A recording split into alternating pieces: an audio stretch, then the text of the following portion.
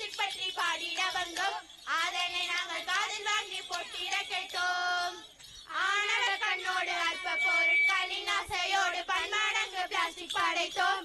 அதனை நாங்கள் கண்டபடி கடலில் விட்டோம் விட்டோம் விட்டோம். கடலுக்குள்ள எல்லா உசுரும் மாட்டிக்கிட்டு முழிக்குதே. குப்பை கோலம் டன் கணக்கா, மீனுக்கெல்லாம் தண்டனக்கா. தண்டனக்கா தண்டனக்கா தண்டனக்கா தண்டனக்கா.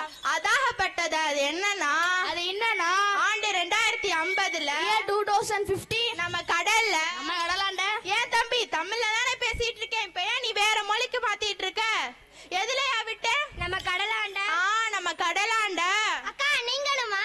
ஒட்டிக்கிச்சுப்பா. 2050 கடல்ல மீன்களை விட பிளாஸ்டிக் தான் அதிகமா இருக்குமா? என்னக்கா சொல்றியா? அப்படியா? அண்ணே எனக்கு ஒரு கேள்வி. சொல்றா தம்பி.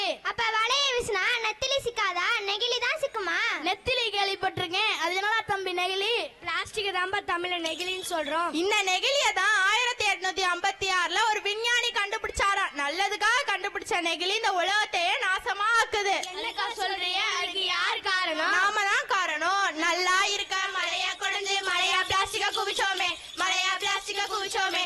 ஆத்துல இருக்க மணல அள்ளிட்டு மிதக்க விட்டோம் பிளாஸ்டிக்கையே, மிதக்க விட்டோம் பிளாஸ்டிக்கையே. தங்கச்சி சத்யா, சொல்லுங்கக்கா. உங்க தாத்தா காலத்துல எல்லாம் கடைக்கு போகும்போது என்ன எடுத்துட்டு போவாங்க? மளிகை சாமான் வாங்க மஞ்சப்பை, பால் வாங்க எங்க ஆயா கொடுத்த சொம்பு, காய்கறி வாங்க எங்க தாத்தா கொடுத்த கூடை. மஞ்ச பையத்தான் மட்டன் ஸ்டாலுக்கு தூக்கிட்டு போனமே தெருவினிலே, தூக்கிட்டு போனமே தெருவினிலே. இன்னைக்கு நாம கேரி பேக் வாங்கி தூக்கி எறிகிற ரோட்டினிலே, தூக்கி எறிகிற ரோட்டினிலே. இதுக்கு என்னதான் தீர்வு? ரெடியூஸ் எடுத்துட்டு ரெடியூஸ் மாத்தன் தம்பி. ரீசைக்கிள், ரெடியூஸ், ரீயூஸ் பண்ணுங்க.